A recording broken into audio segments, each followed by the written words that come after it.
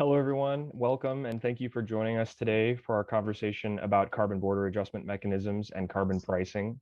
In a few moments, I'm going to introduce our esteemed guests who we're very lucky to have, Shooting Pomerleau. But first, I wanted to take the opportunity to talk about why I'm excited to be here and what it means to me to be here today.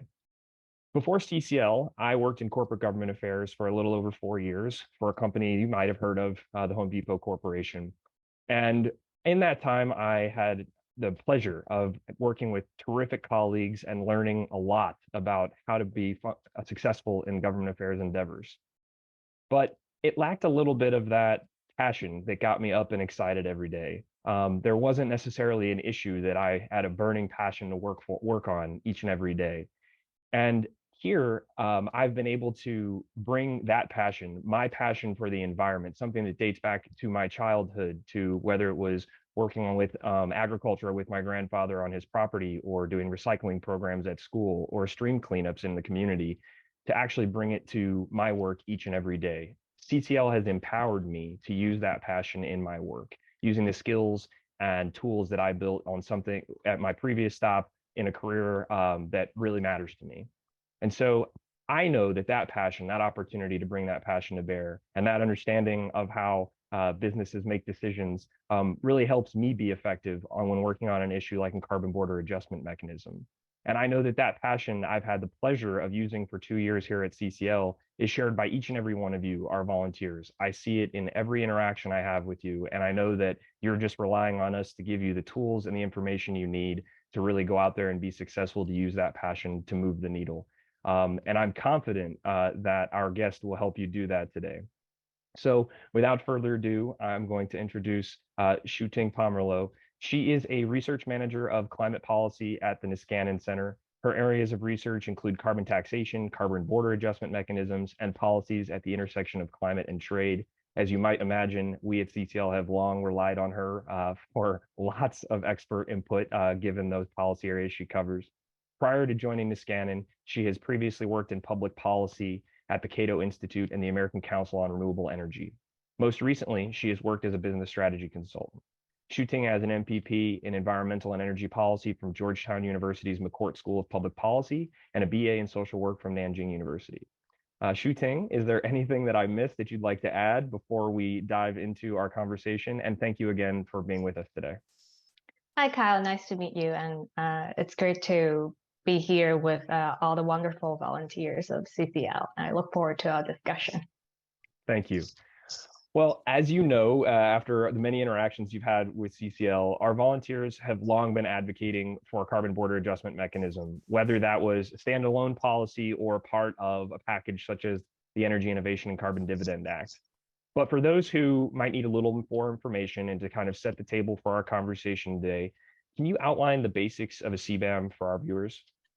Yes, absolutely. So I think it's very important to keep in mind when we talk about a carbon border adjustment mechanism, we need to talk about it in the context of a domestic carbon tax. A lot of people tend to discuss this policy as a standalone policy. Like, can we have a CBAM? When are we going to have a CBAM? So I would emphasize perhaps many times throughout this discussion that it doesn't make sense to have a carbon border adjustment if there is not a domestic carbon price in the United States. So I'll talk about what is a carbon border adjustment. So it's basically a mechanism that would apply import taxes on imported goods and give export rebates to exported goods. So a paired mechanism that would mirror a domestic tax in the United States. So that's the basics. Border adjustment is actually not new to a carbon tax. It's been widely used in other types of taxes like excise taxes, like a value-added tax. For example, more than 150 countries around the world have value-added taxes in place, and that is always border adjusted. When you travel into the European Union, you buy something there. If you want to bring it home to the United States, you can get a tax refund at the airport. So that's basically the rebate part of the VAT. And when you purchase something locally in the EU, you will need to pay for the VAT locally in that country. So that's a border adjustment. In the United States, we don't really have a value added tax, but state sales taxes are implemented based on the same principle. If you purchase something in Maine, you have to pay the state sales tax there, regardless where the product is produced, whether it's produced in Virginia or Ohio. The same goes if a pair of New Balance shoes are produced in Maine but sold in Ohio, the customers would have to pay the state sales tax of Ohio. So the idea is really to tax consumption based on where that happens instead of production. That is basically what is a carbon border adjustment. In terms of why. There are two main goals of why we want to do a border adjustment. Say if tomorrow we were to have a domestic carbon tax in the United States, some companies might have incentives to just move to another jurisdiction with more relaxed environmental rules or without a carbon tax. They want to, avoid paying for the tax and then produce emissions somewhere else. We call that leakage, right? We call that leakage, right? Yes, exactly, Kyle. We would call that carbon leakage. And so that actually defeats the purpose of the policy, and also for economic and competitive reasons, we don't want that to be happening. So we would put in place a carbon border adjustment to really level the playing field between domestic producers and foreign producers. So with a border adjusted carbon tax, companies would be indifferent to where to locate their facilities. As long as they're selling to US consumers, they would be required to pay for the tax whether that's imported or sold locally. So that's basically why the economic reasons and also environmental reasons. In terms of how, I could talk about this for a long time, how to do a carbon border adjustment. It's really a pretty complicated issue. If you think about it, it's relatively easy to implement a domestic carbon tax. You could levy the tax upstream where oil, gas, or coal is extracted out of the ground. So then prices get passed on to the lower parts of the supply chain, to the intermediate producers or consumers.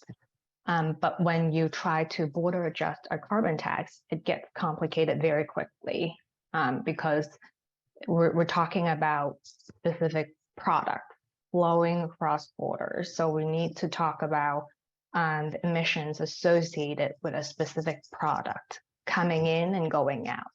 How are you calculating the carbon emissions? How are you calculating the import tax liabilities or the rebate amount? How do you validate emissions? What is a good way to really track all the information? So I'm happy to discuss more about this. So basically, I talk about what is the border adjustment, why we need to do it, and how to do it. So I think it's safe to kind of sum that a bit in saying that while the mechanism itself isn't novel, we know how to do that. Countries know how to do that. It's the application itself of how it's being applied, to what it's being applied, that's novel and that makes it hard in this respect. Yes, exactly. So let's go back to the example of a value-added tax. So a VAT is essentially a sales tax collected through different stages of a supply chain. So different producers along the supply chain would need to pay the VAT minus the VAT liability the previous producer along the supply chain has paid. So it's kind of an additive concept. With VAT, it's easy because you only need to look at the sales price of a product, you times the VAT rate, you get your tax liability. And I think everyone knows why it's very complicated. Right. I can't just look at a coffee mug or a laptop and say there are these many, this amount of carbon emissions associated with the product. So I think that gets complicated very quickly. Okay. No, I think that's a helpful baseline. So given that context, I think many of our volunteers and viewers that are listening are familiar with or have heard that the EU is planning to implement a carbon border adjustment on some key carbon intensive industries, including steel, iron, aluminum, and there are others. What risk does that? I mean, we know from Dana's conversation earlier that United States manufacturers, on average, are relatively clean compared to lots of global peers. But in considering that, what risk does that possibility pose to United States industries? Yeah, absolutely. So I think of it as, so obviously there's not a domestic carbon tax in the United States. Right. So putting aside the relative greenhouse gas regulations, state or local regulation, we don't price emissions directly in the United States. So if with these US export companies selling those products to the EU across those industries, if they have not even thought about how to decarbonize their supply chains or even how to calculate their carbon footprint or measure the emissions with their specific product, I think that might pose a risk to them, that they might realize, oh, okay, we really need to start working on this now. Yeah. I would say the EU has the emissions trading scheme in place for more than a decade. So the companies, EU companies, they have been working on this for a long time. They know how to deal with the framework. They probably have been working on calculating and measuring, validating the emissions for a long time. So I think that could be a potential risk for the US companies that have not started working on this or have not done a lot on this front. So with the EU CBAM, they're thinking about putting in place a framework starting next year, 2023, but not really collecting any import tax until 2026. Now that's a temporary timeline they're working with. Yeah. They might come up with a dated finalized timeline that could be implemented sooner. So I would say that there's still time, a couple years, perhaps, but that could be a risk. That timeline gives them some opportunity to maybe start figuring out ways to comply or reduce their risk. So I would ask, as a follow-up, understanding that we're all on the same page here about the need for a domestic carbon price if you're going to have a CBAM, but kind of setting that aside to what extent we can, what opportunity does implementing a carbon border adjustment here in the United States provide domestic manufacturers, both in the EU and kind of globally?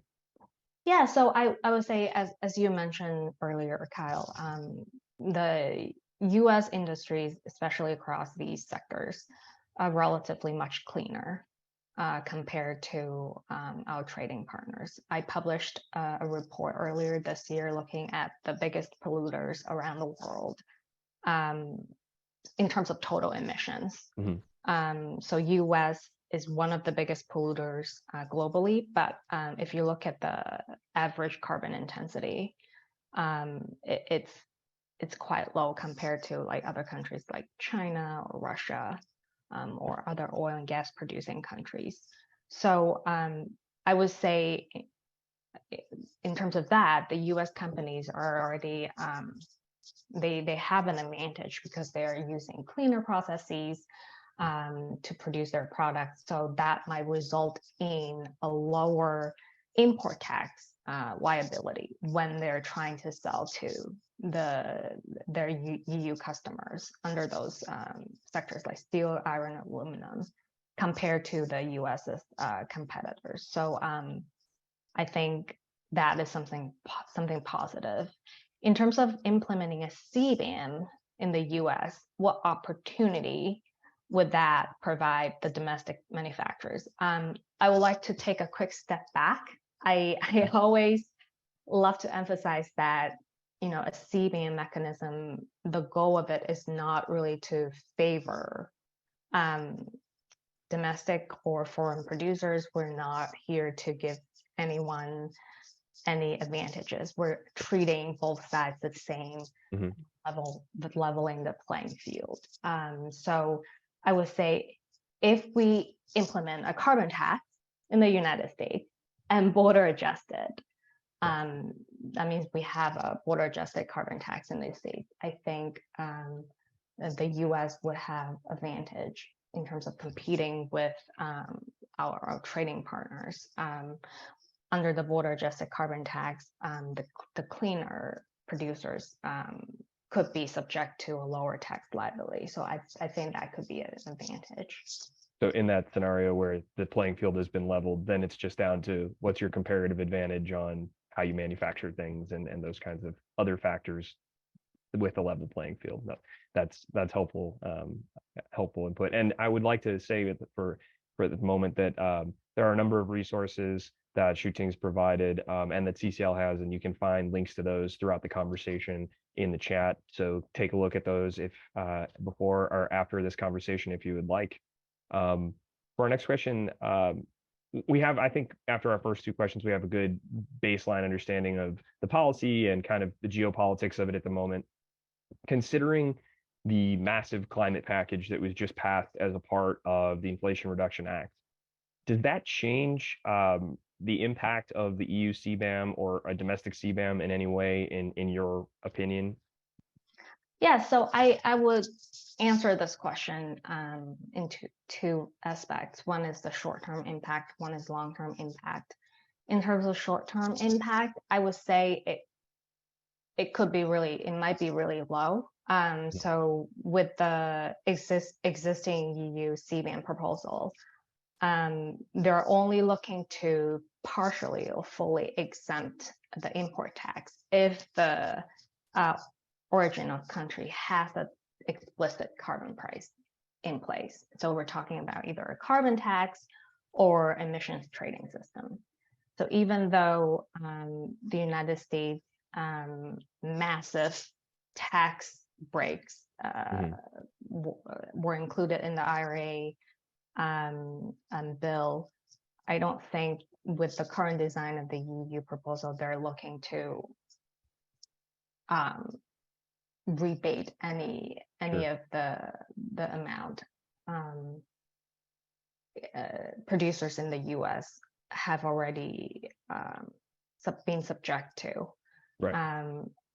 You could try to argue that there are regulations here that would increase the cost for these companies, but I think the EU, they're really looking to rebate the amount for countries with an explicit carbon price, so a carbon tax or our emissions trading system. So the short-term impact, I would say, is quite low.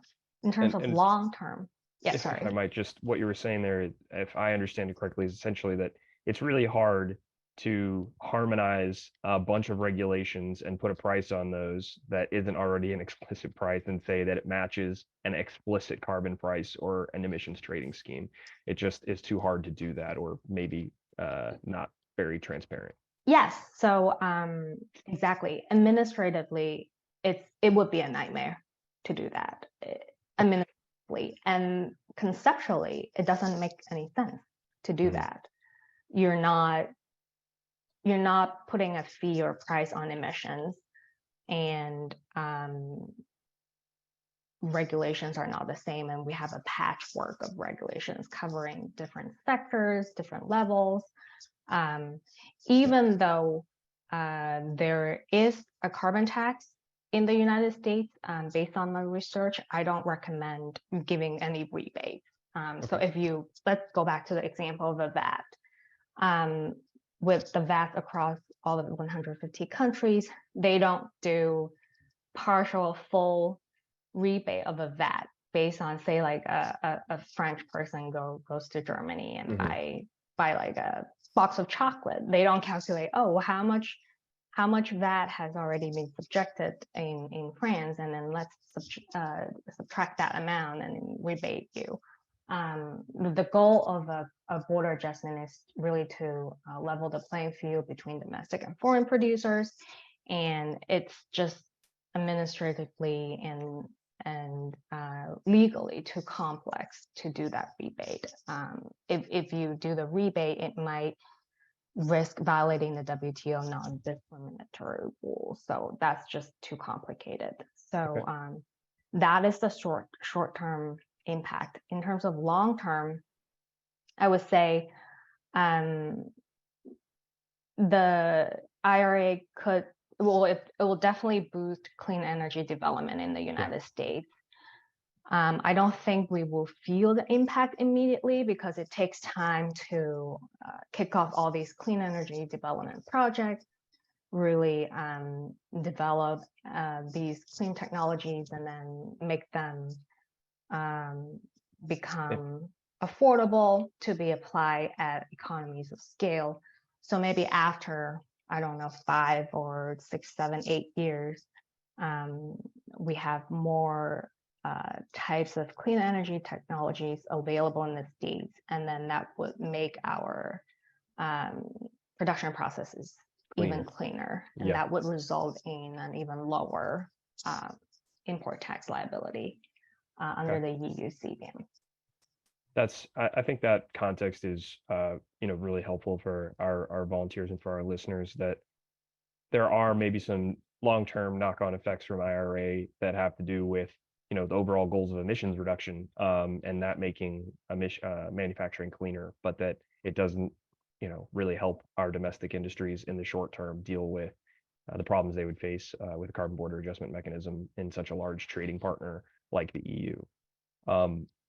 So given all of the context that we just covered, and that's a lot, how does Niskanen view the prospects of for a carbon border adjustment mechanism in the next Congress, and thinking about a standalone as kind of a corollary, thinking about the possibility of a standalone carbon border adjustment mechanism, does it move the U.S. meaningfully toward a carbon price? Yeah, so at the Niskanen Center, we believe that there could be some bipartisan interest in a carbon border adjustment bill in the next Congress.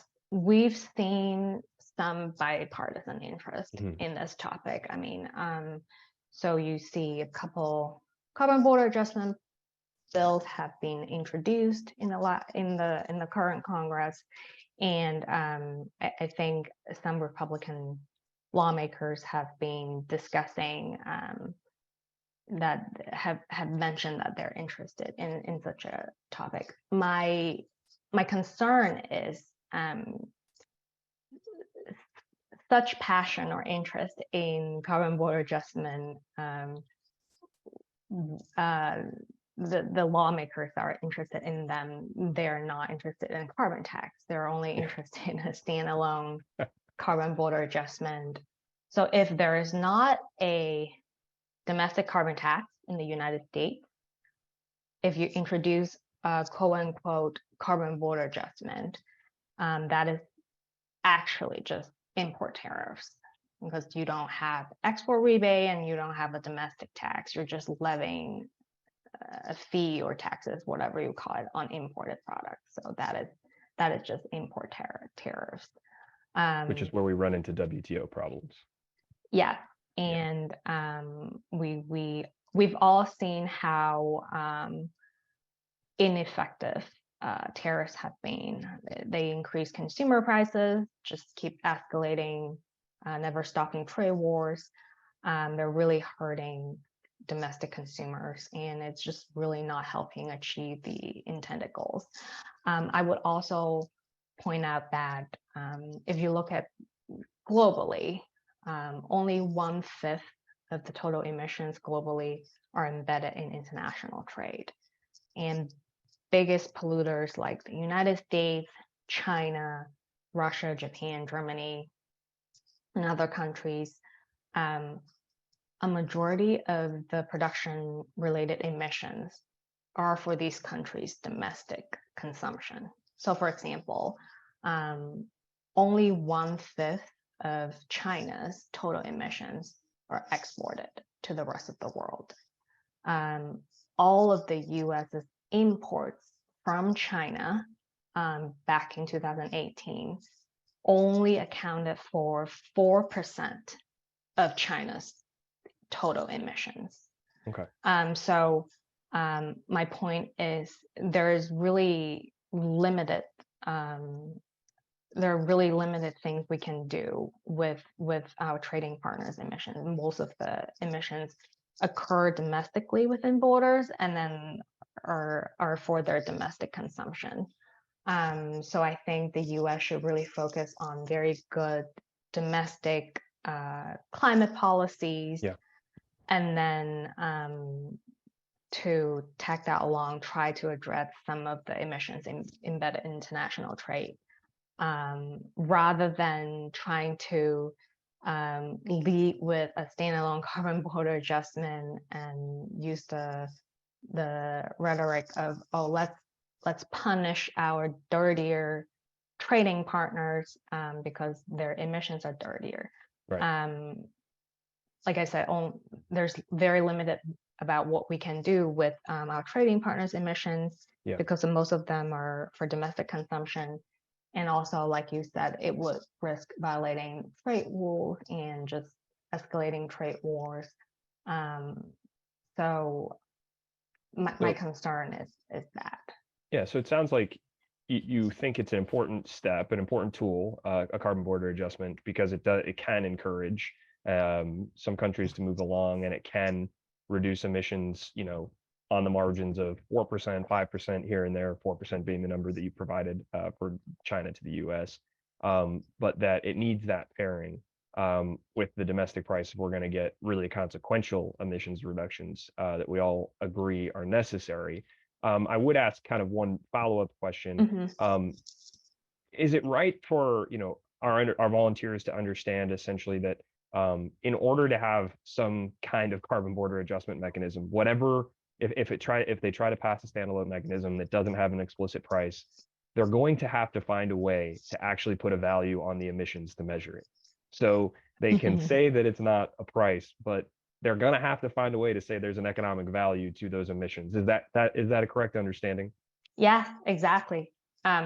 Without a domestic carbon price in the United States, the lawmakers, if they want to implement a standalone import tariffs, even though they would call it a border adjustment, they will have to basically justify or explain, like, why are you putting, say, for example, $50 per ton on the emissions associated with imported products. It would be really hard to justify that. Yes, I think we agree with that. Well, I have one more question for you, and then I want to open it up to Q&A from the audience. Thank you again for your time today. It's obvious that Niskanen and CCL share a lot of the same goals here related to the implementation of a border adjustment and carbon pricing. When you think about our strength, our grassroots volunteers, the people that are listening on this call, how can they be most effective, do you think, when speaking to members of Congress and their staff about the need for a border adjustment mechanism? And what messages do you think might be most persuasive? Yeah, I think that's a great question. I would like to take the opportunity to, first of all, thank you, Kyle, and all the CCL's wonderful volunteers for the great work that you have been doing. It's very critical for Thank you. Pursuing meaningful and effective climate policies in the States.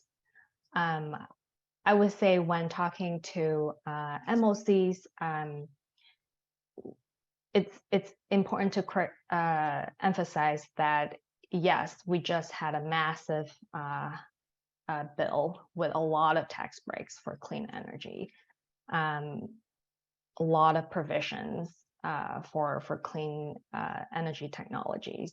Mhm. But it's very important to take a step back and think, are these enough, right? Relying on clean energy solely to solve climate change is not really an efficient or effective way to incentivize decarbonization, because clean energy subsidies, they're not pricing emissions directly. For example, the EV credits, they don't do anything to existing combustion car owners. They won't incentivize them to drive less, even though some of the EV credits might convince some consumers to switch over to electric vehicles, because we don't have a domestic carbon tax. They might be consuming electricity generated by fossil fuels like coal or natural gas. So clean energy subsidies are not really pricing emissions directly, and they're not efficient. We're giving massive government handouts to all these clean energy industries. Subsidized clean energy might be cheaper in the long run, so it could lead to increased overall energy consumption. So compared to other policies, say, for example, a carbon tax, is not really an efficient way to do it. And some would say, well, how about a lot of the pending regulations? Regulations are also not a good way to incentivize decarbonization across the economy quickly, because they're vulnerable to administrative and legal challenges. Yes. Durability issues. Just take forever. Exactly. Durability issues. We need a durable policy like a carbon tax that would have bipartisan support and would provide stable long-run incentives for companies to know the price signal. Okay, emissions are priced this way. I need to make long-term investment decisions. So I think it might be helpful to compare a carbon tax with clean energy subsidies and the regulations, and just emphasize the importance of the carbon tax, and then talk about, okay, when we're thinking about carbon tax, don't forget about the border adjustment. Let's have a border adjusted carbon tax to really make sure both domestic and foreign producers are competing on the same ground. Well, I know that the folks that are listening have been hearing all day about how CCL is approaching kind of this next Congress with our new policy platform, and a lot of what you just said is really well aligned with that. I think a big focus for us is thinking about, while of course we're excited about the tremendous investments in clean energy and the opportunities that will provide from IRA, that by itself it's just not enough to get us where we need to be on emissions reduction. And that is what this entire policy platform that we've been speaking with our volunteers about today is designed to do, is to achieve the goals that we all have by working with what's there from the IRA and passing policies that work well in tandem with those subsidies to make sure that we're getting where we need to be on the emissions reduction side. So thank you for that. I know it was helpful for our volunteers, and I think we're going to jump into Q&A. I think we have about 10 minutes. Is that right, Keston? Yes, that's right. We have a little over 10 minutes for Q&A. Thank you both Kyle and Shu-Ting. And we're going to start off, we're seeing some interest in the chat around the context of CBAM policy focusing on energy intensive trade exposed industries, rather than also addressing the carbon content of individual products. So could you speak a little bit more to how to address the impact of these types of goods that aren't covered? And there's also a specific question in the chat asking about the feasibility of international collaboration to start addressing this issue. Yeah, absolutely. So I would say that's correct. Most of the existing CBAM proposals, whether introduced in the European Union or the United States, typically, or even in the carbon tax bills introduced across the past few years, a border adjustment section typically would just pick a few carbon intensive industries like aluminum, steel, iron, chemistry, or fertilizer. I would say it's okay to start with a few carbon intensive industries, but eventually we would like to have a broad-based carbon border adjustment. If you think about it, a lot of products are made out of aluminum, made out of steel or iron. If you look at a car, it consists of a lot of carbon intensive primer goods. So it doesn't make sense to just border adjust the primer good or the raw materials without also border adjusting the final goods. That would create very distorted incentives for companies to try to work around and relocate their facilities and try to maximize taking advantage of the mechanism. They could shift their final assembly facilities overseas to get the export rebate when it's coming in, but dodge the import tax when they're like importing the final goods from overseas. So over time, we would like to see a broad-based carbon border adjustment. I would say that the only proposal I've seen so far that would cover both primary goods and final goods is Senator Whitehouse's carbon border adjustment bill, the Clean Competition Act, introduced in June this year. So with the import tax, I think it would start with a few carbon intensive industries, and then after a few years, it would expand to more down the supply chain, so include more finished goods. I don't remember the bill mentioning anything about expanding to finished goods in the export rebate part, but I think that's the only proposal I've seen so far that is trying to do a standardized border adjustment. And in terms of international cooperation on carbon border adjustment, I would say emissions measuring, validating, and reporting is a big area that needs international collaboration. The EU-US steel and aluminum trade deal that was passed last year, sometime last year. So that could be an important way for both sides to really collaborate on emissions reporting, starting from the most carbon intensive sectors like steel and aluminum. Yeah, and I would just quickly add that I think we see a little bit of that on the international trade side with talk about a carbon club amongst the G7 and some other folks like that that are starting to fear or see the possible impacts of the EU CBAM. And then I think over time, the plan for the EU, it seems, is to slowly add different categories beyond the original 7 that are proposed. So you will start to see it affect in the long term more and more industrial sectors, we'll say. But I think we have time for a couple more questions, so I'll stop. We do. So thank you both. Shooting, you've spoken about the importance of having a domestic price paired with the CBAM.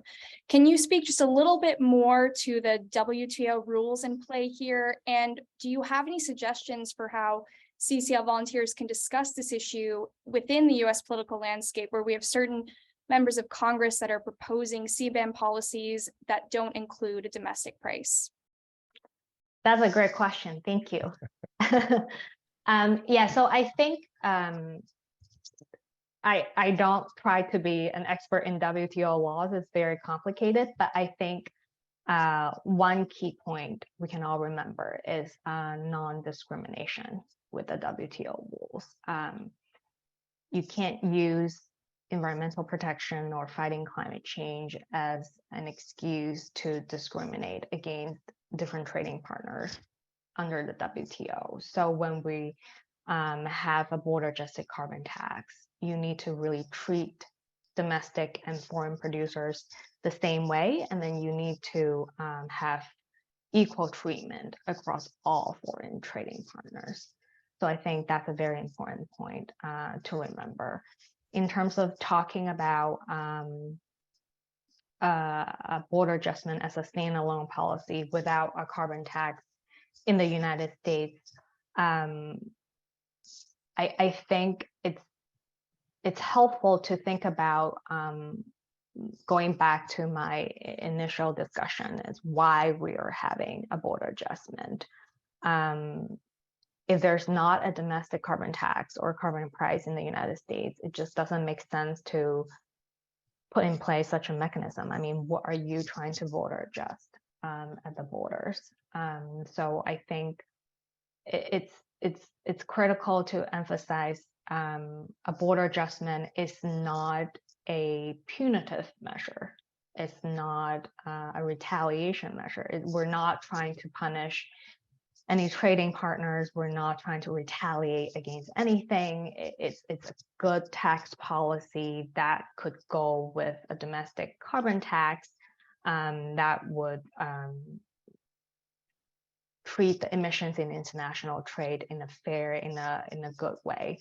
So I think those could be helpful when you're talking about a standalone carbon border adjustment.